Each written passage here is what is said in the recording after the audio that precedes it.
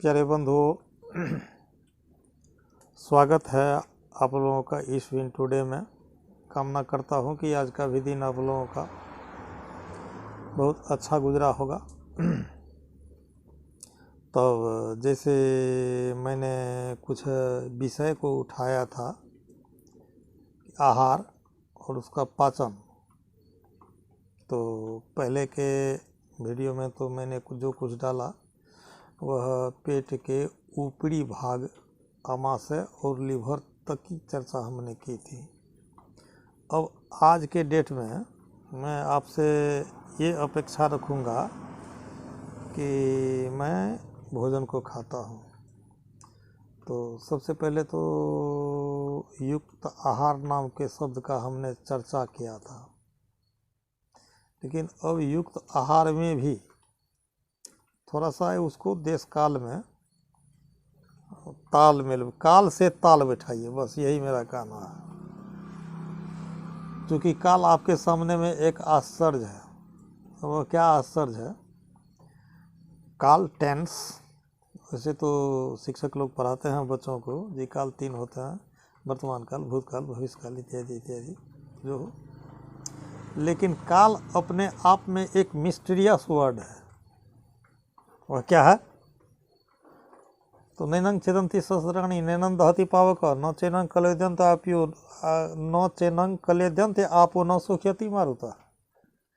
काल एक ऐसी वस्तु है जिसका कोई कुछ बिगाड़ नहीं सकता है, चाहे पानी हो या आग, शस्त्र हो या अस्त्र। और इसकी आयु कितनी लंबी थी आप सोच सकते हैं। ये जो इतनी बड़ी दुर्घटना हुई जिसके परिणामों में से हम एक हैं, मानव हैं, सृष्टि है, तो काल का समीक्षा कीजिएगा तो काल उससे पहले से भी था।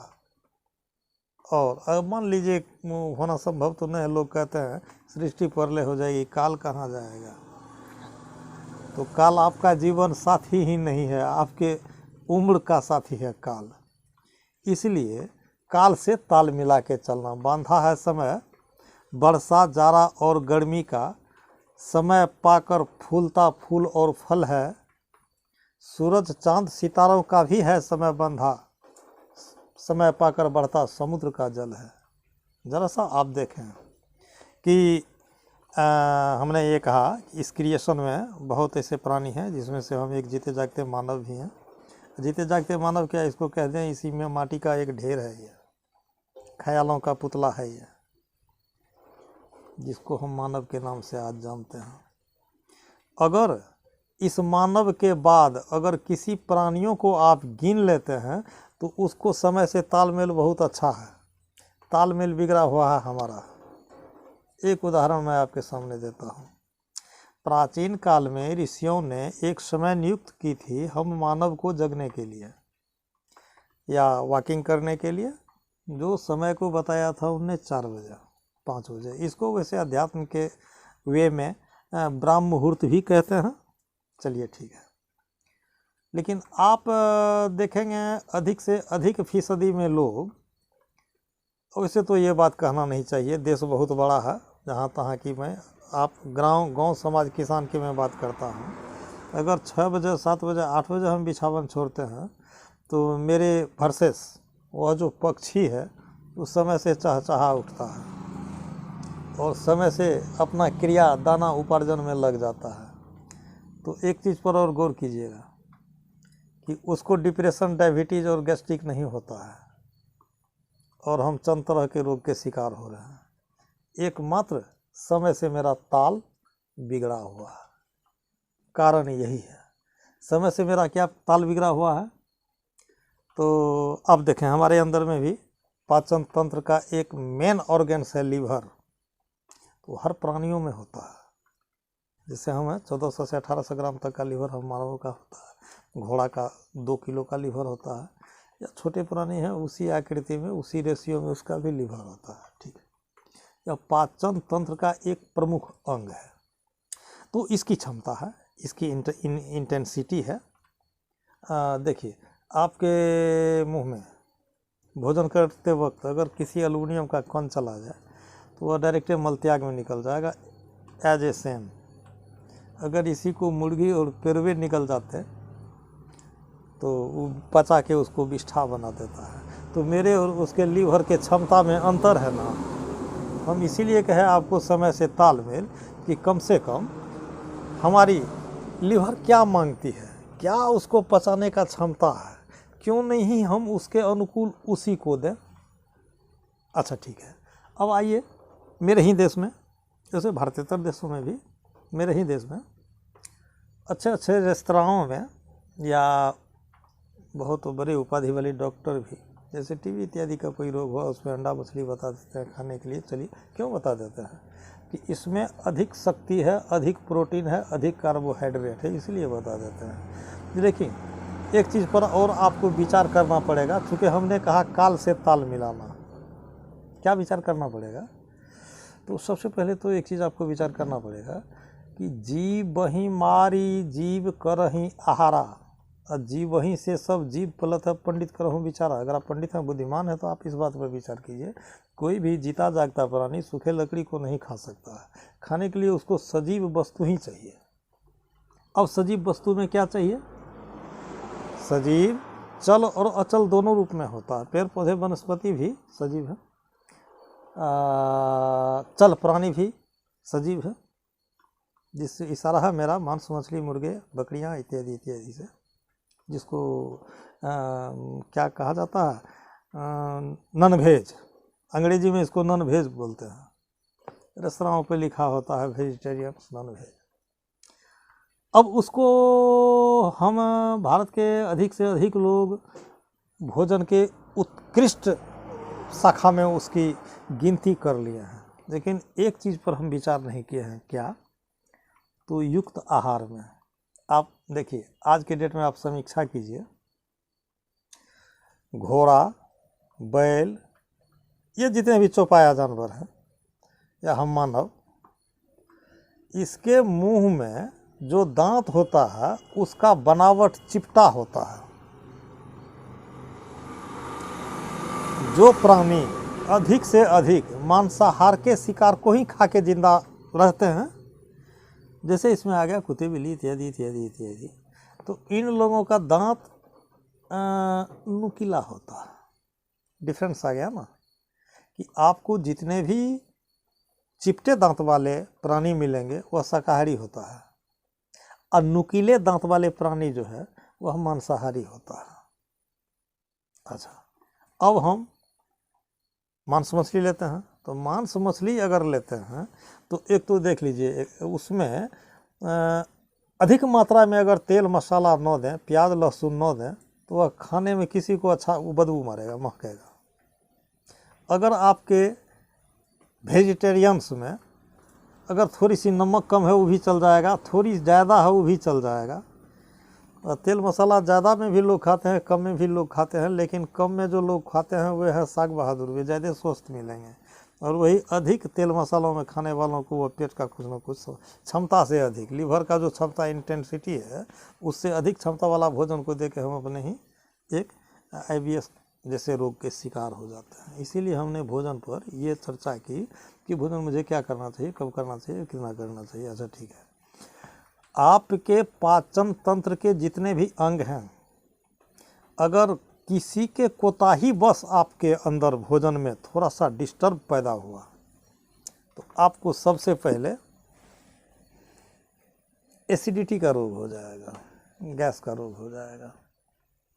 और थोड़ी मोड़ी गैस आपको अधिक हार्म नहीं पहुंचाती है, इसलिए उसको लोग माइनर में ले लेते हैं। अगर ये कुछ विकराल रूप पकड़ता है तो आजकल बहुराष्ट्रीय कंपनी की एक दवाई है एसिलॉक, उसको मुंह में डालने से सब कुछ एकदम ठीक है, कहीं कोई गैस फैस नहीं है। इसको साल 2 साल 4 साल प्रयोग करने के बाद वह टेबलेट उससे दोस्ती बना के मर्ज हो लेता है, तो फिर आपको उस टेबलेट से काम नहीं चलेगा। उसी टेबलेट की उच्च शक्ति चाहिए, फिर उच्च शक्ति चाहिए, फिर उच्च शक्ति चाहिए, और आपके अंदर में वह रोग यूँ का यूँ धरा पड़ा है। अंत में ऐसा विकल्प होता है, गांव ग्रामीण में हम लोग सुने हैं कि अच्छा चलो अब देखते हैं होम्योपैथी में, वहाँ पर सुनते हैं बीमारी जड़ से उखड़ जाता है। होम्योपैथी में इस सब का समाधान बहुत नज़दीक है, सस्ता है, गरीब अमीर सब इसको प्रयोग में लाते हैं। अब देखिए, एक गैस, वैसे तो मैं पक्ष ज़्यादा एक्यूप्रेशर का रखता हूँ, एक गैस से होने वाली मैं बीमारियों को गिनाता हूँ। सबसे पहले थोड़ी डकार हुई, उसको हम बर्दाश्त कर लिए। अब डकार के बाद अगर मेरे इस कंधे में दर्द हो तो उसको ऑर्थराइटिस मत समझ लीजिएगा, ये गैस के भी प्रकोप से होता है। माथे में दर्द गैस के प्रकोप से ही होता है। अब पेट में जो दर्द होता है उसमें भी उसका लोकेशन है अलग अलग। पेट के ऊपरी भाग में जो दर्द होता है वो आमाशयिक अवरोध है, लीवर का अवरोध है, जिसके लिए होम्योपैथिक एक बहुत अच्छी दवा है कार्बोवेजिटेलिस, वो पेट के यहाँ से ऊपर का ही मालिक है। अगर आपके सर दर्द के साथ गैस है, डकार आती है, तो इसके लिए आपको रोबिनिया नाम की एक रेमेडीज है, वह इसके काम में 16 आना संपन्न है। ये आपको अच्छी तरह से ये दवाई मदद कर देती है। अब इसके मध्य भाग में अगर आपको गैस होता है तो गैस तो पेट में होता है, गैस पेट में बनता है, लेकिन इसका दर्द कहाँ कहाँ रेडिएट होता है, तो पैर के पिंडली में, पैर के अंगूठे में, कमर में, यहाँ यहाँ इस दर्द का बढ़ाव हो जाता है। ठीक है। और सबसे तो बड़ी बात है एक चीज़, हो सकता है आपके गांव समाज से ये बातें दूर हो, या इसको डीप में लीजिएगा। आज से ईसा पूर्व 6000 वर्ष पहले एक सुश्रुत नाम के बहुत बड़े ऋषि वैद्य हुए थे, और जीवन तो उनका जंगली था ही, तपश्चर्या भी उनकी जंगली थी, जंगल में ही जीते थे। यह शरीर है तो रोग तो वैसे इसको विरासत में नहीं मिला है, लेकिन ये जलवायु जो है, क्लाइमेट, इसके परिवर्तन से ग्रस्त हो जाता है। इस ऐसी स्थिति में उन्होंने इस चीज़ का खोज किया था कि हमारे अंदर में गैस है तो इसका समाधान, इसकी पहले परख कैसे हो, ज़रा सा विचार करें। मेरे सामने में एक तस्वीर है, इसको आप थोड़ा सा गौर से देखेंगे। आपके शरीर के अंदर में जितने भी सारे ऑर्गन्स हैं, उन तमाम ऑर्गन्स के लिए ऊर्जा उत्पादन केंद्र बिंदु का इसमें संकेत दिया गया है। इसको बारी बारी से मैं आप लोगों को समझाऊंगा। तो गैस से अगर आप पीड़ित हैं तो सबसे पहला परिचय मैं आपको दे रहा हूँ। ये जो हाथ है, इसमें इसको गिनिए, 1 2 3 और 4 ये रेखाएं हैं। ये मेरिडियन और ये मेरिडियन, तलहथी का मेरिडियन लाइन। अगर इस दोनों मेरिडियन लाइन को एक जगह आप इकट्ठा कर दें ऐसे, तो 1 2 3 चौथा डिस्टर्ब हो जाएगा, वो नहीं मिलेगा। और कितना नहीं मिलेगा? 0.25 सेंटीमीटर से 1 सूता तक। गैस पीड़ित, कब्ज पीड़ित लोगों की मैं बात कर रहा हूँ, ये डिस्टर्ब हो जाएगा। अगर इस क्रम में अभी, या इस वीडियो को देखने वाले बंधु, प्रेम प्यार से, ईमान से, खींच खाच करके नहीं, इस दोनों मेरिडियन को एक जगह अगर करेंगे और अपने आप ऐसे देखेंगे तो यह आपको चौथा लाइन अगला जो है डिस्टर्ब मिलेगा। अर्थात आपके अंदर में गैस का शिकायत है या कब्ज का शिकायत है। चलिए दूसरी परिभाषा इसका लेते हैं। आप किसी बेड पर पीठ के बल सीधा आप लेट जाइए, और सीधा लेट जाने के बाद एकदम सावधान में, आपका हाथ भी दोनों नीचे होना, समानांतर होना चाहिए, पैर भी समानांतर होना चाहिए, अंगूठा भी एक दूसरे से मिलता जुलता होना चाहिए। अब एक किसी कारगर बच्चे को भेज दीजिए पैर के नीचे बैठ करके देखने के लिए, तो एक अंगूठा आपको नीचा बुझाएगा, एक अंगूठा ऊपर बुझाएगा। यह परफेक्ट समाधान है। तो ये गैस और कब्ज का एक प्रकार का संकेत है कि आपका अंगूठा दोनों समान नहीं मिलेगा, एक थोड़ा सा 19-20 मिलेगा। तो इसके लिए अब क्या हमें करना चाहिए? अगर आपके गैस को बिना दवाई का सरफरेश करने का हो, तो जो ये नीचे बुझाया उसको थोड़ा थोड़ा ऊपर खींचिए, और जो ऊपर बुझाया, ऊपर जो समझ में आया है उसको थोड़ा सा पीछे की ओर दबाइए। इस प्रक्रिया को महीना दिन करने के बाद आपके अंदर से गैस में रिलैक्स आपको मिलेगा। अच्छा, ये जो हमने कहा ये थोड़ा सा डिस्टर्ब नज़र आता है, इसके लिए आप क्या कीजिएगा, तो फिर अब पीठ के बल नहीं, अब आप पेट के बल लेट जाइए और किसी एक बच्चे को 1.5 या 2 हाथ का धागा दीजिए और धागे को इस पेंसिल के जड़ में बांध दीजिए। ठीक है, ठीक स्थिर हाथ से, और कॉन्शस लड़का होना चाहिए, उसके नाभि पर इसको रखिए आराम से, और इस नाभि पे रख के इस धागे को आप ऐसे पकड़ के उसके दाएं या बाएं कि स्तनाग्र का जो निप्पल होता है उसको मापिए, और जैसे आप इसको नापे उसी समतल में आप इसको भी नापिए, तो दोनों के नाप में उतना डिफरेंस निकलेगा जितना आपको इस दोनों में डिफरेंस निकला था।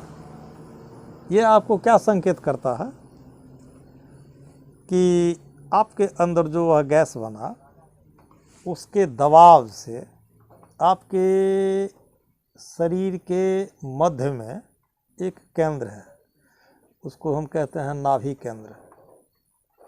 नाभि केंद्र पर दबाव पड़ा है, वो थोड़ा सा जगह छोड़ दिया है, तो जितना वो नाभि केंद्र का स्प्रिंग आपका जगह छोड़ा है उतना ही डिस्टर्ब आपको ये पॉइंट आया था, और इतना ही डिस्टर्ब आपका अंगूठा आता है। तो ये तो हमने आपको जानने और समझने के लिए ये बात बताई। अब इसका समाधान आप क्या कीजिएगा, ज़रा सा देखिए। उस नाभि को मध्य में लाने के लिए वैसे एक बहुत अकाट्य सिद्धांत है, रसरी आवत जात ते सिल पर परत निशान। जब ये पटुए की रस्सी पत्थल के पाट को काट के घाट बना सकता है, तो फिर जो वह नाभि केंद्र है वो तो बहुत लचीला केंद्र है, लचीला स्प्रिंग है। वो ठीक नाभि के चारों साइड आप ऐसे डेली 2 मिनट करके उसको दबाइए, चारों तरफ से ऐसे दबाइए उसको। या बाबा रामदेव भी इसको अच्छी तरह से बहुत हाई प्रोफाइल में समझाते हैं कि दोनों अंगूठे को नाभि के बीच, नाभि के बगल में रख करके वीर आसन पर बैठ करके ऐसे दबाने से होता क्या है, नाभि का स्प्रिंग जगह पकड़ता है। तो नाभि का स्प्रिंग जो अपना स्थान पकड़ता है तो वह इसी डाइजेस्टिव सिस्टम को एक्टिवेट करता हुआ उसका क्षमता तेज होता है, और आपको उस गैस से रिलैक्स मिलती है। आपके शरीर के अंदर में वैसे तो एक एक तंतु और कोशिका तहाद इम्पोर्टेंट ही है, उस इम्पोर्टेंटों में भी इम्पोर्टेंट है आपका नाभि केंद्र। नाभि केंद्र की दूरी अगर ऊपर से आप नापिएगा तो वो 1.25 हाथ पर मिलेगा, नीचे से नापिएगा तो वो 1.25 हाथ पर मिलेगा, यानी आप 3.5 हाथ के मनुष्य हैं, तो ठीक आपके शरीर के मध्य में वह नाभि मिलेगा। और नाभि एक बैलेंस है। क्या बैलेंस है, तो सरजमीन पे आप ऐसे चल लीजिए सीधा, अगर पहाड़ पर चढ़ना हो तो सीधा आप नहीं चढ़ पाइएगा, नाभि से ही उसका बैलेंस बनता है। और नाभि इतना ही बैलेंस नहीं बनाता है, आपको हमने जो कहा काल से ताल, प्रकृति से ताल, यकीन कीजिएगा एक आदमी का वज़न ज़्यादा से ज़्यादा 1 कुंटल भी होता है, नीचे 60-50 किलो भी होता है। इतने बड़े वज़न को इतना बड़ा पंजा पर चलता ही नहीं है, वह दौड़ता भी है, और दौड़ करके वह इस देश का हिमायती सुरक्षा गार्ड भी बन जाता है। आप सोच सकते हैं इतने बड़े पंजे पर इतने बड़े शरीर को लेकर दौड़ना, उसके साथ बैलेंस है, जो बैलेंस आपको नाभि बनाती है। देखिए, आप यहाँ से पैदल चलना शुरू कीजिए, आप यदि अपना दायां पैर आगे उठाते हैं तो आपका बायां हाथ आगे जाएगा, यदि आप अपना बायां पैर आगे उठाते हैं तो आपका दायां हाथ आगे जाएगा। यही है प्राकृतिक नियम और आपके नाभि का बैलेंस। अगर आप एक चीज़ को ले लें, हमने तो आपको 2 प्राणी का चर्चा लिया, एक मांसाहार शाकाहार। वैसे संसार में आप शास्त्र साहित्यों की बात करें, कहेंगे योनि 84 लाख होता है, मुख 3 ही योनि होता है। 3 योनि में कौन कौन सा योनि होता है? एक अर्धमूल शाखा वनस्पति वृक्ष, इसके जड़ आपको नीचे मिलेंगे, तना ऊपर मिलेगा और इसका फल ऊपर लगता है। एक हुआ जड़ जमीन में, धर आकाश में। एक प्राणी आपको पशु पक्षी ऐसे मिलेगा, जड़ इधर तो धर इधर। एक प्राणी को आप लोग तलाशिए जिसका जड़ आकाश में हो और धर नीचे हो, फल नीचे लगेगा। इस बात को आप तब तक ढूंढिए। और यह कौन सा प्राणी है जिसका जड़ आसमान में होता है और धर नीचे के ओर होता है, उसमें पानी खाद जो भी पोषक तत्व है आसमान से ही वह लेता है और फल उसका नीचे के ओर लगता है। एक पहेली के तौर पर आप लोग अगले वीडियो के इंतज़ार में इस चीज़ को रखिए। आइए, हमारे अंदर में गैस और कब्ज होती है, इससे होने वाले समस्याएं हमारे सामने क्या आती है। समस्याएं तो बहुत आएगी, एक छोटी सी मैं समस्या की चर्चा आपको करता हूँ। ये आंत के निचले भाग पीछे के सामने में इसी शरीर की 4 नाड़ी एक जगह होती है, 4 सिराएं एक जगह होती है, हाइपोगैस्ट्रिक, सैक्रल प्लेक्स, इलियक और पेल्विक। यदि आपके पास में थोड़ी सी कब्ज हुई तो आपको, तो हमने कहा कि नाभि केंद्र खिसक गया है, तो जिसको आप कर लीजिएगा। पीछे अगर दबाव पड़ा तो अगर आपके हाइपोगैस्ट्रिक वेन पर एक बाल बराबर भी दबाव पड़ा तो आपको बवासीर की शिकायत हो जाएगी, पाइल्स। यदि आपके सैक्रल प्लेक्स वेन पर हल्की सी भी दबाव पड़ी है तो आपको हो जाएगी बीमारी साइटिका की। आइए, अभी अभी साइटिका से लोग बहुत परेशान हैं और यही साइटिका है, शायद हमारे ख्याल में साइटिका आमतौर पे लोग परख भी नहीं पाते हैं। इलाज तो इसका दूर जाए।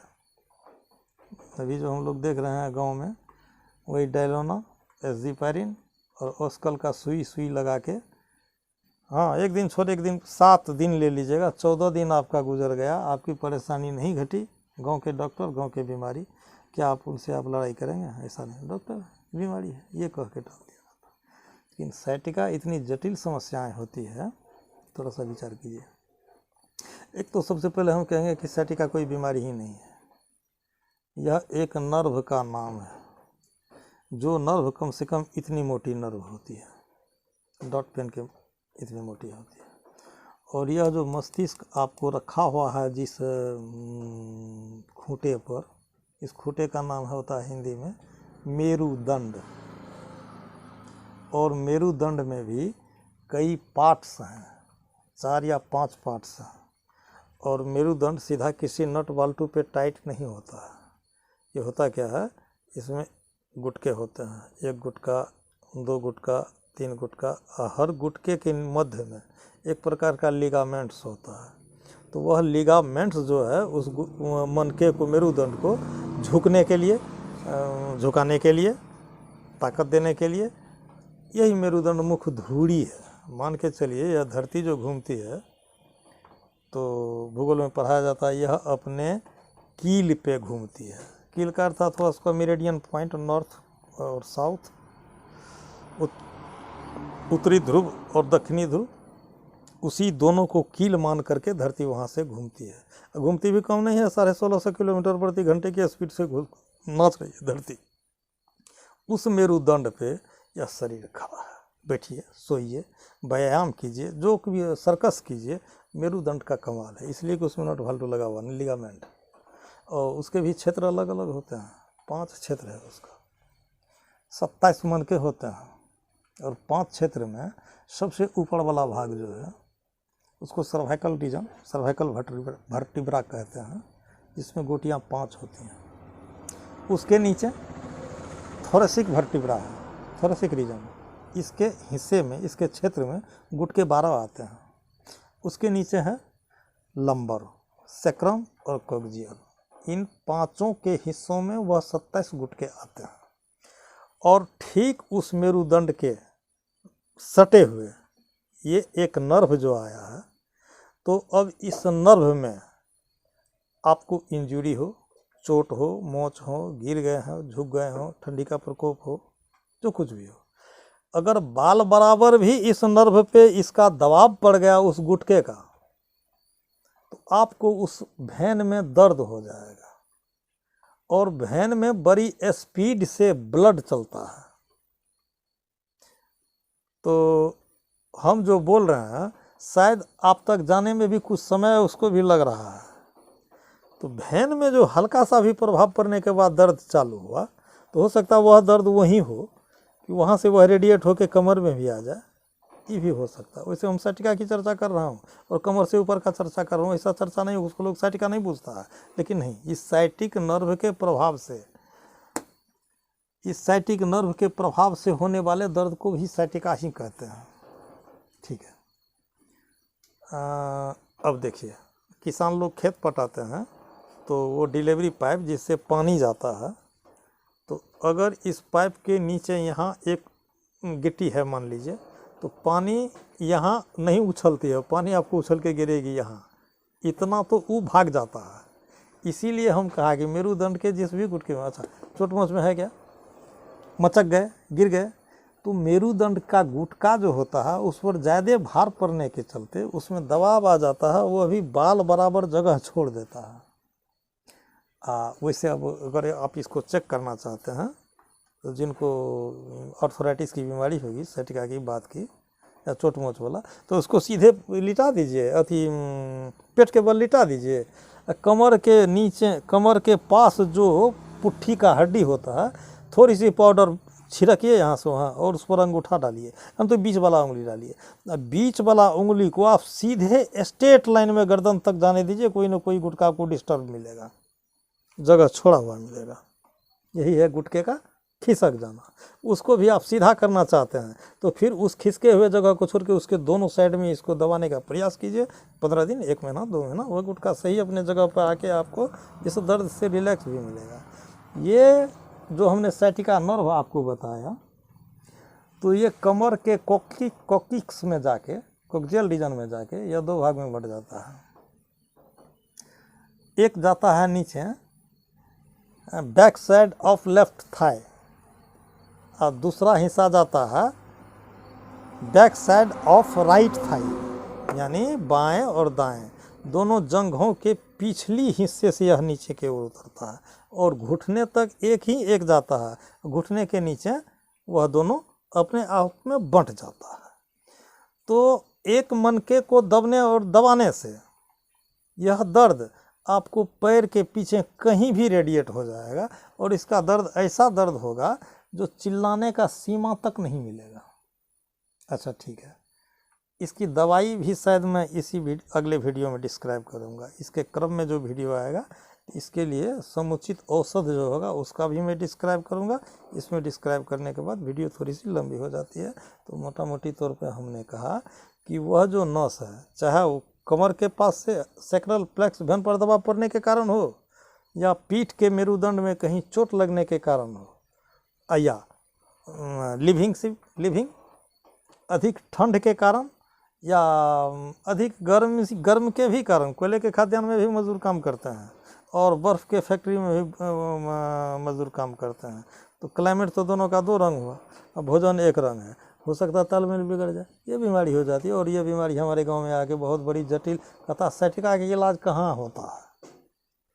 तो आइए सज्जनों, इसी बात के साथ मैं अभी रुक रहा हूँ। आगे के वीडियो में मैं इसका प्रारूप और इसका समाधान दवाई से या बिना दवाई से मैं इसको डिस्क्राइब करने वाला हूँ।